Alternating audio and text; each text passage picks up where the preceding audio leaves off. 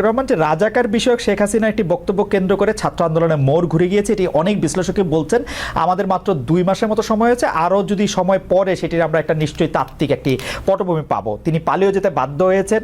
সম্প্রতি আমরা দেখেছি যে বৈষম্য বিরোধী যারা ছাত্র আন্দোলনের সমন্বয়ক রয়েছেন তারা বলছেন স্বৈরাচার শেখ হাসিনা বক্তব্যের প্রতিবাদে তারা নিজেদের রাজাকার বলেছিলেন।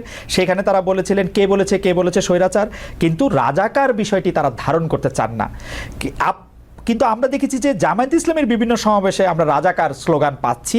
এ থেকে আপনারা আসলে কি বার্তা দিতে চান? আমি আরো স্পেসিফিকলি বলি, সম্প্রতি টাঙ্গাইলে আপনার জনসভায় আপনার বক্তব্য চলাকালে কর্মীরা স্লোগান দিয়েছে তুমি কে আমি কে, রাজাকার রাজাকার।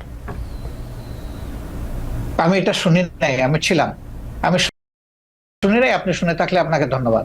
এখানে আমার বক্তব্য একদম পরিষ্কার, জি একদম পরিষ্কার। দেখেন, রাজাকার যদি গালি হয়ে থাকে তাহলে এটা আওয়ামী লীগের মানে ক্রেডিটে পড়বে। রাজাকার যদি এটা বুলি হয়ে থাকে তাও আওয়ামী লীগ সৌভাগ্যবান। আওয়ামী লীগেরই মিনিস্টার আকম মুজাম্মল হক সাহেব, মুক্তিযোদ্ধা বিষয়ক মিনিস্টার, তিনি একটা তালিকা করেছেন রাজাকারের। সেখানে সবচেয়ে কোন দলের পাতে বেশি পড়েছিল? আপনি তো সচেতন সাংবাদিক, আপনি আমাকে একটু বলে সাহায্য করেন।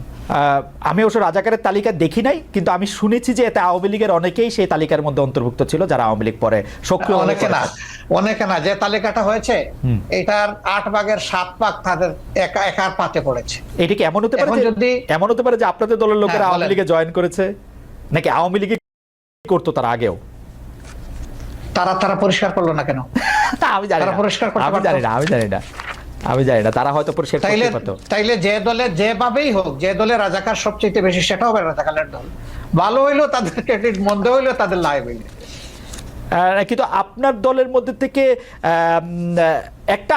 একটা আছে না একটা শফিকুর রহমান, আপনি আপনার রাজনৈতিক মতবাদ, রাজনৈতিক আদর্শ, আপনি যেভাবে চলছেন, যেভাবে বলছেন, তার বিপরীত আদর্শেরও অনেক কিছু কি আমরা আসলে দেখতে পাচ্ছি, যেটা অনেক সময় আপনার কাছে আমি জানি না কাম্য মনে হচ্ছে না। যেমন ধরেন ঢাকা বিশ্ববিদ্যালয়ে বহিরাগত বলে সম্প্রতি একটি ছেলেকে পিটিয়ে মারা হলো, বা তাকে চোর বলে এটি বলে জাহাঙ্গীরনগর বিশ্ববিদ্যালয়ে তো একজনকে মারা হলো, বলা হলো যে সে আসলে ছাত্রলীগের কর্মী বা নেতা।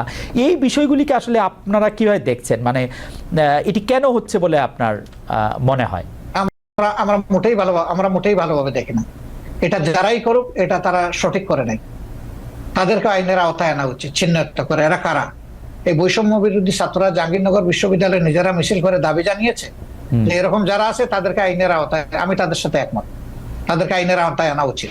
যেই করুক, আমি করলে আমাকেও নেব, আপনার কাছে আপত্তি নেই। আপনার কাছে কি সরকারকে একটু দুর্বল সরকার মনে হচ্ছে? মানে এই দাবি জানাতে হচ্ছে কেন? একটা মিসক্রিয়েন্ট ঘটবে, সরকার গ্রেফতার করবে বা করবে না, সেটা তো একটা স্বাভাবিক ঘটনা হওয়া উচিত। এই সরকার কি একটু মানে আপনার কাছে কি মনে হয় যে আপনি একটা রাজনৈতিক নেতা হিসাবে এই সরকার কি একটু দুর্বলতা দেখাচ্ছে, নাকি সরকার সময় নিচ্ছে? কি মনে হয় আপনার?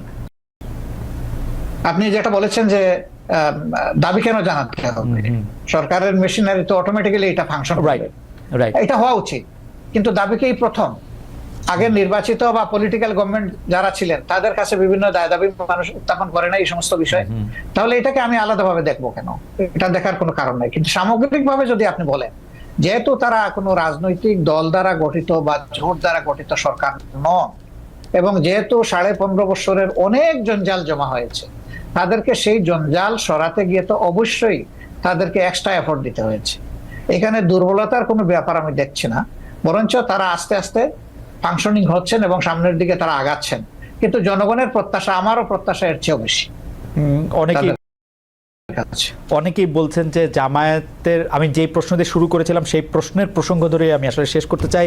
অনেকেই বলছেন যে জামায়াতে ইসলামীর যারা কোর সাপোর্টার তারা আসলে নিয়োগ পাচ্ছেন খুবই খুবই খুবই খুবই খুবই যেগুলিকে বলে কি পয়েন্টগুলিতে, এবং ভবিষ্যতে বাংলাদেশের চেহারাটা কেমন হবে সেটি হয়তো জামায়াতে ইসলামী ঠিক করে দিতে চাচ্ছে বা ঠিক করছে। আপনার কাছেও কি সেরকম মনে হয় যে আপনারা একটা বড় ছক খাচ্ছেন, যেই ছকের মধ্যে আসলে বাংলাদেশের সাহিত্য, সংস্কৃতি, শিল্প, রাজনীতি এটি বা অর্থনৈতিক কাঠামোটিও একটি রূপ পায়, এবং সেটি জামায়াতের মতো করে একটি ছক? কি না, আমি এইভাবে দেখছি না, বরঞ্চ আমি দেখছি যে জনগণ হিসাবে যেই কম্পিটেন্ট হোক তার আসল জায়গায় যাওয়া উচিত।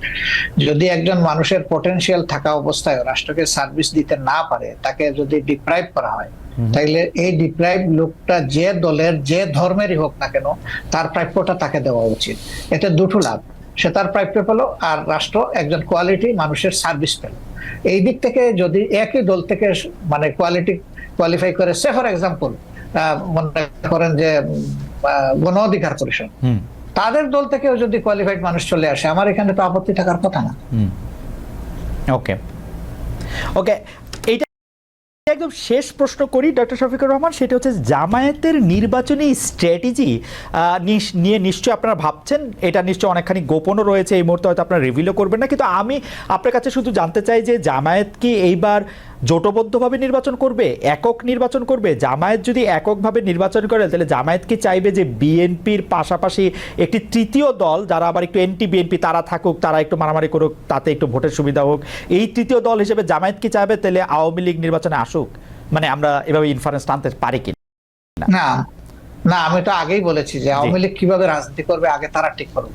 যারা একটা গণহত্যা ঘটিয়েছে, এখনো তাজা রক্ত ভাসতেছে, এখনো হাজার হাজার ছাত্র ছাত্রী, যুবক, শ্রমিক এখনো আহত হয়ে কাতরাচ্ছে হাসপাতালের বেডে, তারা কিভাবে নির্বাচন করার চিন্তা করবে?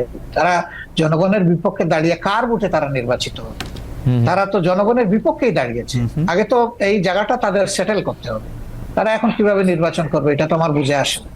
আর আমরা তাদেরকে প্রমোট করবো, এলাও করবো, প্রশ্নই উঠে না। কারণ এই 15.5 বছরের সবচেয়ে নির্যাতিত, বড় নির্যাতিত দলের নাম হচ্ছে বাংলাদেশ জামাত ইসলামী। এই দলের একজন করে 11 জন শীর্ষ কেন্দ্রীয় নেতা, 2 জন সাবেক আমির সহ, জুডিশিয়াল কিলিং বলেন আর যে পারপাসেই বলেন, অত্যন্ত মানে কনকক্টেড একটা ট্রায়ালের মাধ্যমে তাদেরকে শেষ করে দেওয়া হয়েছে। আর তো কারোই ক্ষতি হয়নি। কিন্তু 2 নম্বর হচ্ছে আমাদের সবগুলা অফিস ছিল সিলগালা করা। কিন্তু 3 নম্বর হচ্ছে যে আমরাই একমাত্র সৌভাগ্যবান বা দুর্ভাগ্যবান দল যাদের উপর ঝাল মিটাইতে গিয়ে আমাদের নেতাকর্মীদের বাড়ি বোল্ডোজার দিয়ে ভাঙা হয়েছে। এটা কিন্তু আর কারো বাড়িতে যায়নি। 4 নম্বর হচ্ছে যে এই আন্দোলনের সবচেয়ে ওয়ার্স্ট ভিকটিম আমরা, যে শেষ মুহূর্তে এসে আগস্টের 1 তারিখ আমাদেরকে নিষিদ্ধই ঘোষণা করে দিল। এরকম একটা দল কিভাবে চাইবে যে দলটা এত সন্ত্রাস, এত ফেসিজম চালাইলো, তারাই আবার এসে জনগণের এখানে স্পেস নোক? আমরা তো এটা চাইতে পারি না, মরালি চাইতে পারি। ডক্টর শফিকুর রহমান, আপনার কাছে কি মনে হয় না আপনি যে জায়গা থেকে আওয়ামী লীগের কথা বলছিলেন, নির্যাতনের কথা বা অন্য ইয়ার কথা, সেই ক্ষেত্রে সেই রাগ জামাতে ইসলামের বা সেই ক্ষোভ বা সেই হতাশা জামাতে ইসলামের অন্য রাজনৈতিক দলের উপর থাকতে পারে, বিশেষ করে বিএনপির ক্ষেত্রে যখন আপনাদের উপর এই রকম যেটিকে আপনি নির্যাতন বলছেন সেটি চলছিল, বিএনপি তো সেই অর্থে প্রতিবাদ জানায় নাই, আপনাদের কি রাগ বিএনপির উপর আছে? তাহলে একটু না, আমাদের কোনো রাগ নাই, প্রত্যাশা ছিল। সব প্রত্যাশা সবসময় পূরণ হয় না, এই জন্য মাইন্ড করতে নাই। আর আপনি রাজনীতি অনেক বড় পরিসরের বিষয়, পারিবারিক, ব্যক্তিগত অথবা আপনার পেশাগত জীবনেও আপনার সব প্রত্যাশা চাইলেই আপনার পূরণ হবে না। এই জন্য অনেক সময় ধৈর্য ধরার প্রয়োজন। আর এই ক্ষেত্রে মন যত বড় করা যাবে ততই লাভ, লস নাই। ডক্টর শফিকুর রহমান, আপনাকে অনেক ধন্যবাদ। অনেক দর্শক আজকে আপনার এই অনুষ্ঠান দেখেছেন, 31,000-এর বেশি দর্শক আসলে লাইভ ছিলেন আপনার এই অনুষ্ঠান দেখার ক্ষেত্রে। অনেক প্রশ্ন তারা পাঠিয়েছেন, সব প্রশ্ন আমি আসলে নাম তো বলতেই পারিনি, কিছু প্রশ্ন হয়তো আপনাকে করতে পেরেছি, কিন্তু আসলে একটি অসাধারণ অভিজ্ঞতা। আপনাকে অনেক ধরনের প্রশ্ন করা গেছে, আপনি সাবলীলভাবে আপনার জায়গা থেকে আপনি এগুলো উত্তর দিয়েছেন, আমাদের অনেক ধন্যবাদ জানবেন।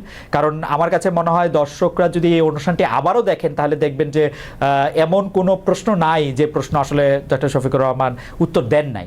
তিনি তার প্ল্যাটফর্ম থেকে তিনি উত্তর দিয়েছেন। আপনি আমার মানে এটা রিপিটেড, এটা কয়বার বললাম আমি জানি না, আরো কয়েকবার বলতে চাই। আপনাকে অনেক অনেক ধন্যবাদ আমাদের।